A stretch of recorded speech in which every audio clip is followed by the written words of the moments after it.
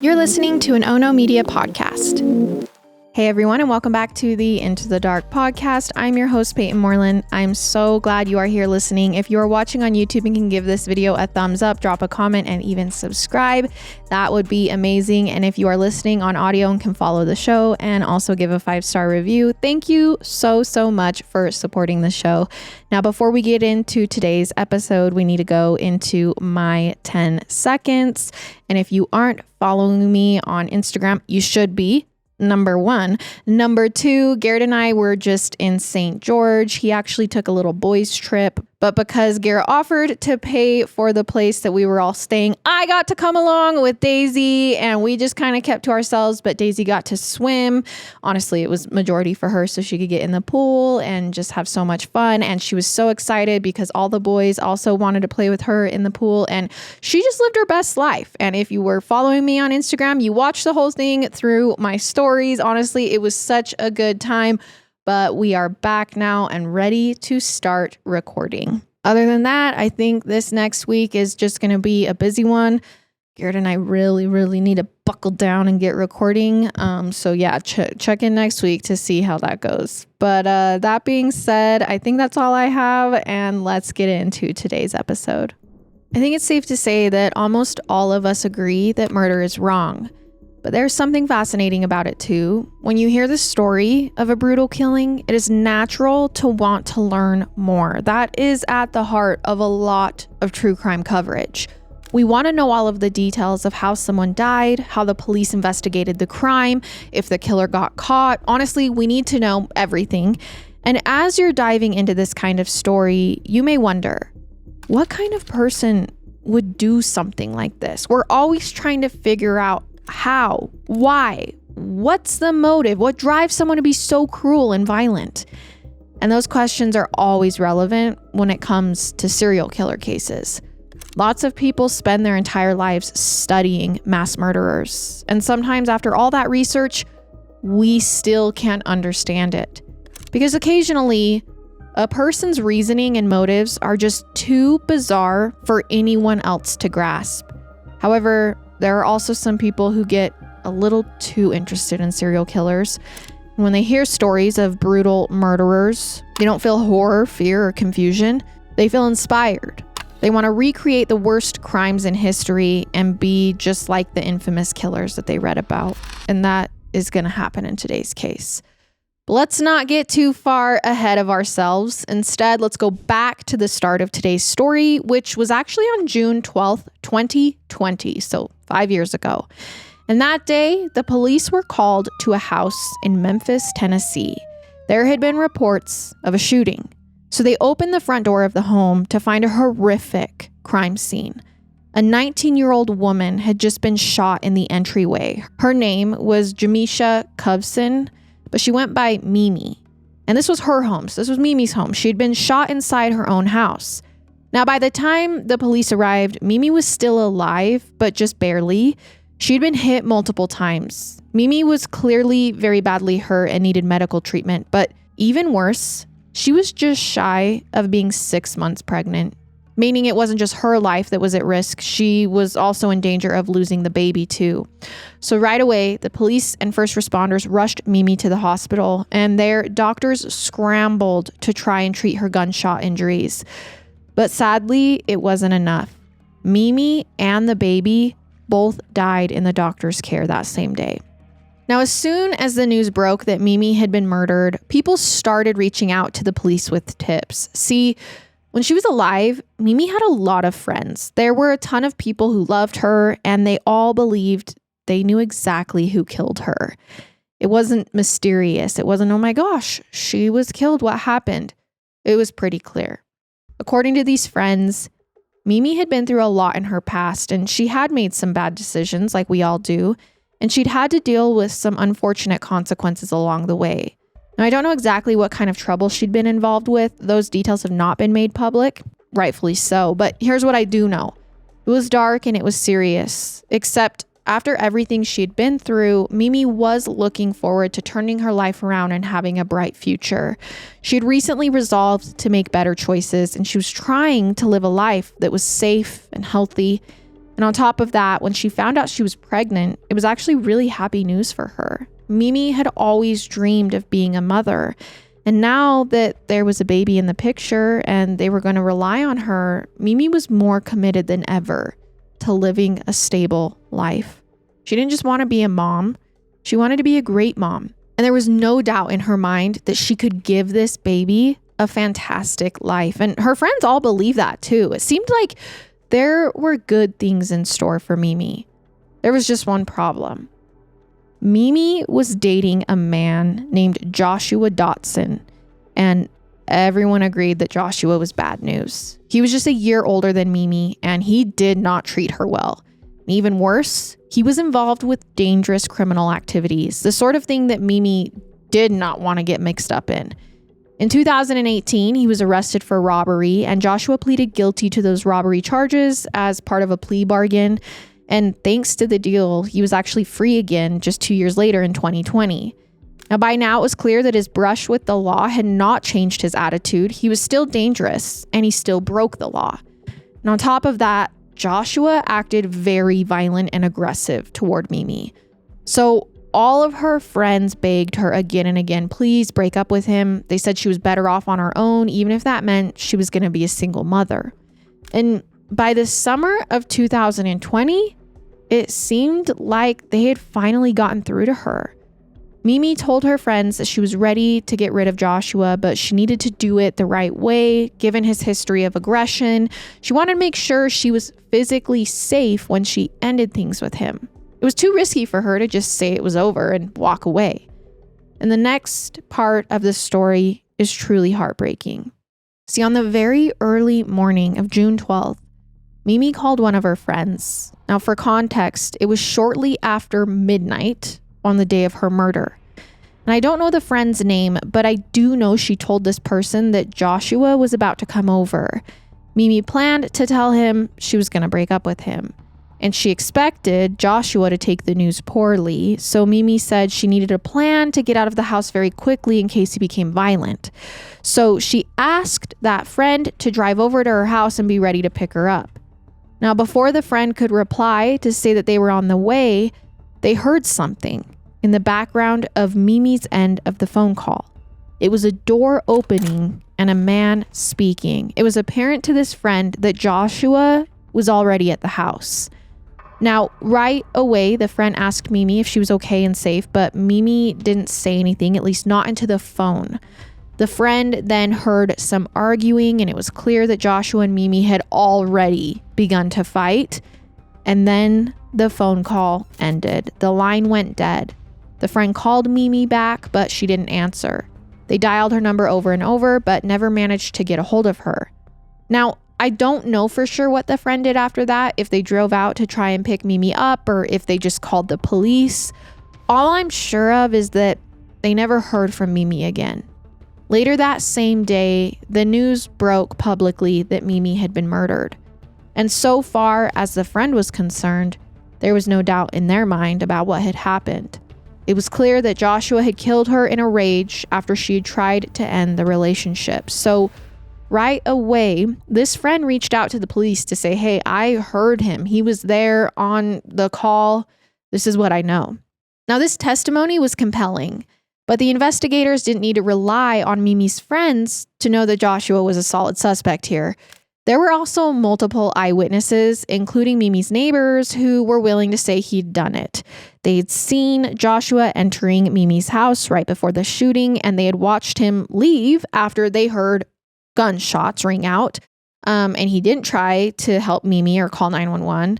And based on their testimony and the ballistics evidence, the police thought they knew exactly how the murder had played out. Now, like I mentioned before, Joshua came over to Mimi's house shortly after midnight.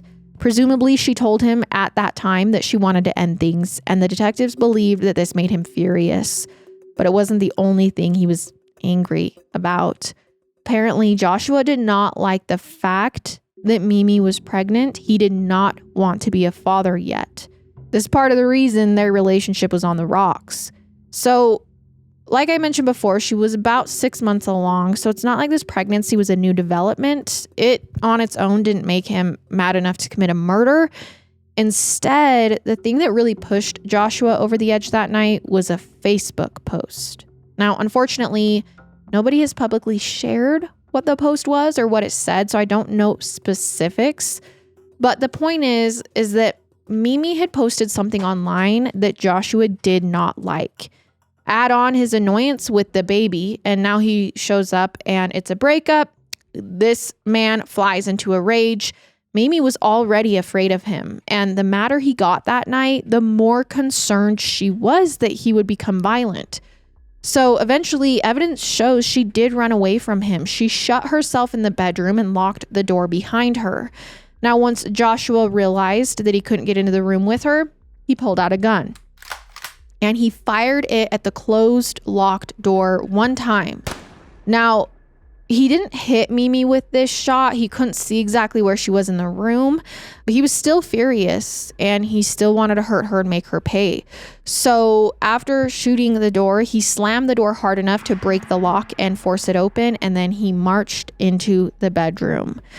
Now, Mimi, at this point, tries to calm him down. I don't know exactly what she told Joshua, but whatever it was enough to kind of take the temperature down a bit. He agreed to leave the house without hurting her again.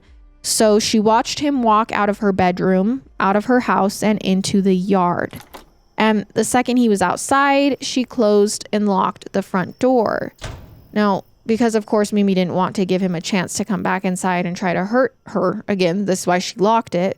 Well, the second he heard the door close behind him, Joshua gets angry all over again. Apparently, he hadn't realized that she was going to shut him out. Apparently, he thought she just wanted him out of the house. And he felt so disrespected in that moment that he got angry all over again. And then once more, he resorted to violence. For the second time that morning, he drew his gun and fired it at a closed door. However, this time he pulled the trigger repeatedly. He shot the door over and over again. And this time, tragically, Mimi was still standing by the front door when he fired the gun. Several bullets ripped through the door and fatally hit her. She dropped to the ground, hurt and bleeding. Now, Joshua can't actually see through the door. He didn't know for sure he had hit Mimi, but he had to at least suspect that it was a possibility. I mean, why else is he firing through a door? She was alive. There was a chance she was moaning, or perhaps he was able to see through a window. I'm not sure of the exact details, and neither are the police, but they theorized that right after he does this, he just turns and runs away. Neighbors seeing all of this. Now, the really tragic thing about this is that Joshua shot Mimi very early in the morning, but the police actually don't show up for several hours. And like I mentioned before, they found Mimi still alive, but she was too far gone to save. So it's worth asking if the ambulances had arrived immediately after the shooting, what if she'd gotten treatment hours earlier? I don't know for sure that she would have survived, but I think it's worth noting that Joshua did have a chance to call 911. He could have at least tried to save her, but instead he ran off. This told the police that even if he'd never planned to actually hit her with the gunshot, he still chose to let her die. And that made this a murder case, not an accidental homicide. Now, I want to pause here because you might be like, why did it take so long? No one knew that Mimi had been hit. There were just gunshots, and neighbors did see that he was shooting at a door. So we can judge all we want, but we never know what we would do. All right, you guys, we are getting into our YouTube sponsor today, and that is Mint Mobile. Now, do you struggle with procrastinating? You know, when you put off doing something that could save you a lot of money? Now, I used to be a huge procrastinator until I heard about Mint Mobile's best deal of the year that's ending soon, and that's 50% off unlimited premium wireless for new customers. Stop overspending with big wireless and cut your wireless bill to $15 a month when you switch. And all Mint Mobile plans come with high-speed data and unlimited talk and text on the nation's largest 5G network. You can use your current phone and phone number on any Mint Mobile plan and bring along all of your existing contacts. So don't miss out on 3 months of unlimited premium wireless from Mint Mobile for $15 a month. But hurry, because this deal ends September 22nd. And honestly, you guys, it was shocking to me the amount of money I would save from switching from my old provider to Mint Mobile. It's not a joke, it's easy, and you are going to save money. So quit stalling and start saving when you make this switch. Shop plans at mintmobile.com/Payton, spelled Payton. Again, that's mintmobile.com/Payton. Upfront payment of $45 required, equivalent to $15 a month. Limited time new customer offer for first 3 months only. Speeds may slow above 35 gigabytes on unlimited plan. Taxes and fees extra. See Mint Mobile for details. So as detectives investigated Joshua and his history, they came to another disturbing realization. Mimi wasn't Joshua's only victim. They were able to link him to other violent crimes in the Memphis area. One was a shooting that had happened on November 19th, 2019, so a little less than a year before Mimi's murder. On that evening, an 18-year-old named Divion Parker was found dead in a grocery store parking lot. Now, nobody had witnessed this crime, and nobody knew why Divion was targeted. All the police knew for sure was that someone had shot him. Now, at the time of the murder, the investigators had just one lead, and it wasn't a strong one, but it was better than nothing. Some witnesses had heard the gunshots and they had run toward the parking lot right after the shooting. And when they arrived, they did see the killer running away, and the physical description they gave was a perfect match for Joshua. Now, to be clear, it's not clear to this day why Joshua would have wanted to hurt or kill Divion. And if there's a clear connection between them, it hasn't been made public. Maybe there are still some details that are confidential, or maybe it was a completely random murder. The point is that the police didn't name Joshua as a suspect right away. It took until mid-2020 after Mimi's murder for anyone to link Joshua to Divion. And he was actually connected to another homicide that happened on May 24th, 2020, just a few weeks before Mimi's murder. On that day, two friends were walking through a Memphis area park together. Their names were Reginald Anderson and Renita Bennett. Now, they weren't bothering anyone. They were just having a nice night out when suddenly, out of nowhere, Joshua approached them both with a gun. Now, I think it's important to note that Reginald wasn't totally shocked to see Joshua. The two men did know one another, and earlier that day, they had gotten into an argument with one of Joshua's relatives. I think it's safe to say that everyone didn't know this was such a big deal. The fight certainly hadn't been serious enough to hurt anyone, and no one ever predicted that Joshua might come after him later. In fact, Reginald was the sort of person who usually stayed out of trouble. He was very involved with his church. He loved dogs and riding mopeds. He got along with everyone, and he had a lot of friends and almost no enemies. He wasn't the sort of person to get into fights in public parks after dark. And yet, as soon as he saw that Joshua had a gun, he knew he was in danger. He turned to try and run away, only for Joshua to fatally shoot him in the back, and then he turned and fired on Renita too. This was in spite of the fact that he didn't even know her. He had no reason to hurt her. Maybe he was just trying to eliminate a witness. If this was the plan, it didn't work, because even though Renita was badly hurt, she survived the shooting, at least for a short period of time. Eventually, though, she did succumb to her injuries. But before then, she was able to tell the police exactly what had happened. She described the gunman who had killed her and Reginald.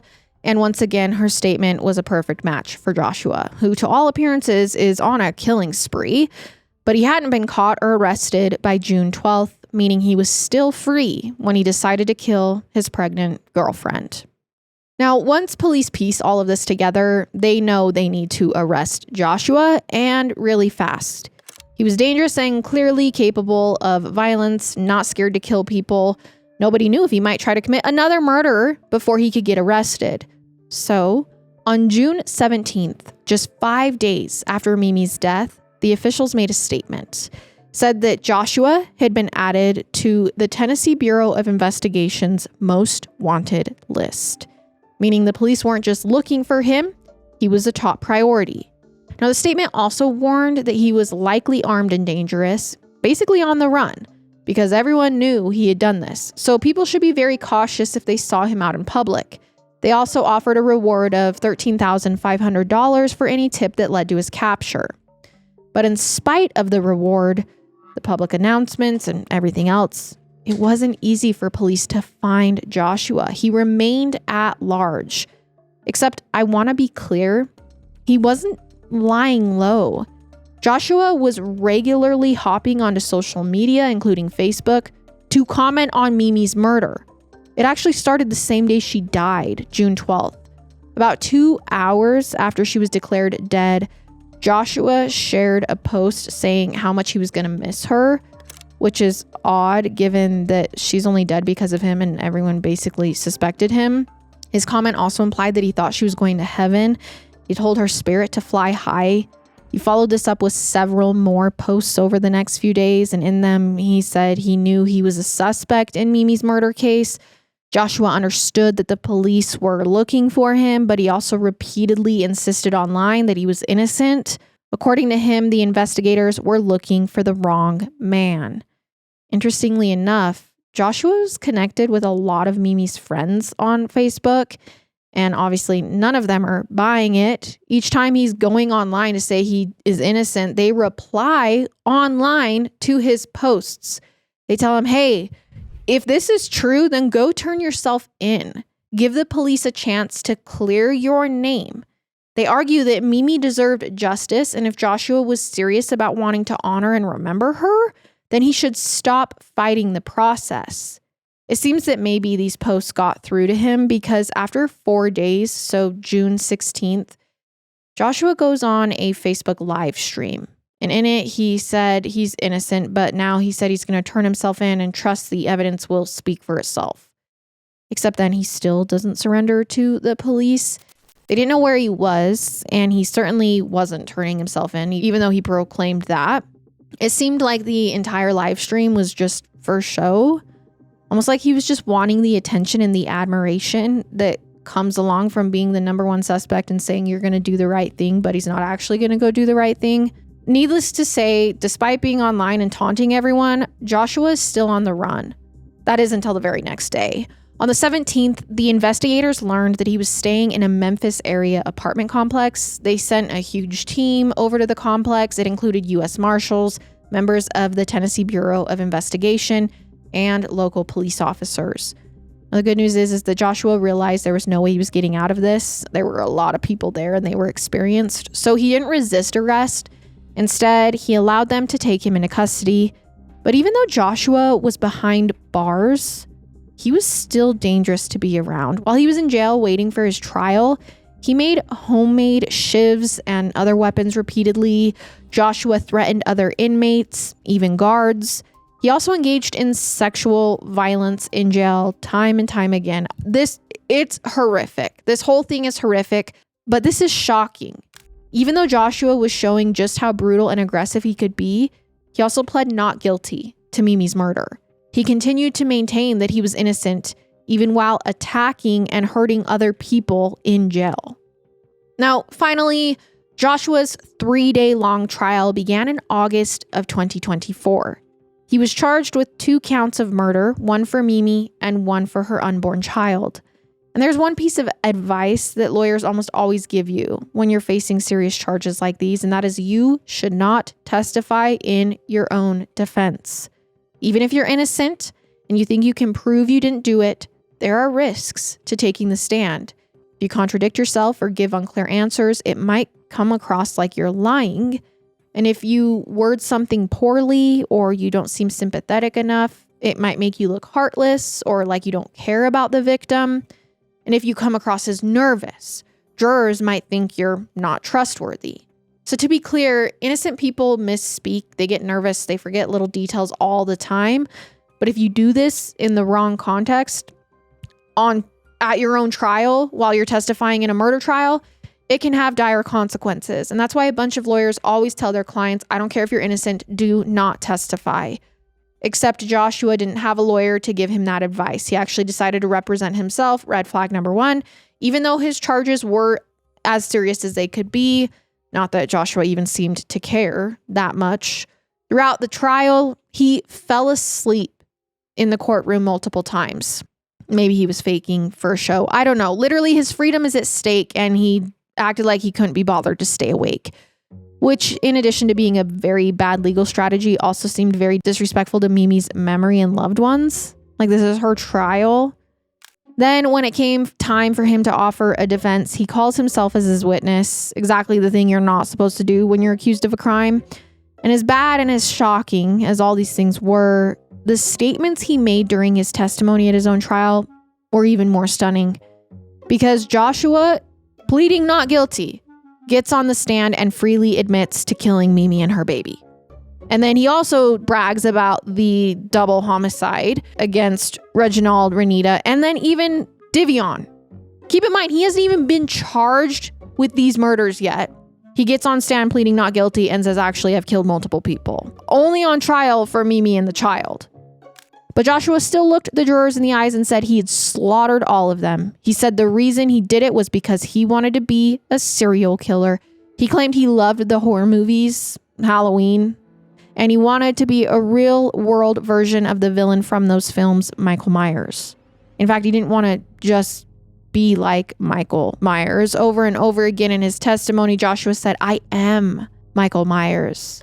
So he went on this killing spree because he wanted to be more like this movie serial killer.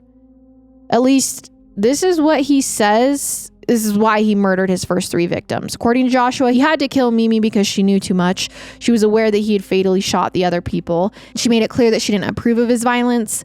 Joshua had worried she was going to turn him into police, so he decided to silence her permanently. So it wasn't because of all the motives the friends thought he had. He wanted to keep murdering and didn't want her in the way. He mentions that she was a sex worker in the past and that this makes her less worthy. In Joshua's mind, he said that her life wasn't worth as much as other people's as well. Maybe he thought that they would disapprove of Mimi's lifestyle. Now, once Joshua was done talking, the entire courtroom was silent. Nobody knew how to react because the things he had said up there were awful, and needless to say, he's pleading not guilty but confessed on stand. On top of that, the prosecuting attorneys criticized him for the way he had talked about Mimi on stand. They said that he was dishonoring her memory, disrespecting her even after he had taken her life, that this trial was just a show for him to get up and boast about himself being Michael Myers. It wasn't even about him pleading innocent. He stated he was a serial killer. He likes killing women. He had no remorse at all. So it wasn't surprising that the jury only had to deliberate for 45 minutes and found him guilty of both murders. Joshua's sentencing came a few months later on October 31st, 2024. Halloween, the irony of this date. He'd wanted to be like the villain from the Halloween movies, and now Joshua was learning his fate on Halloween. That day, he was sentenced to 102 years in prison. That broke down to 51 years for Mimi's murder and another 51 years for the baby. Except this isn't the end of Joshua's legal troubles. After all, he'd admitted under oath on stand to murdering 3 other people. So after Mimi's trial, the state also charged Joshua with 3 counts of first-degree murder and another 3 counts of reckless endangerment with a deadly weapon.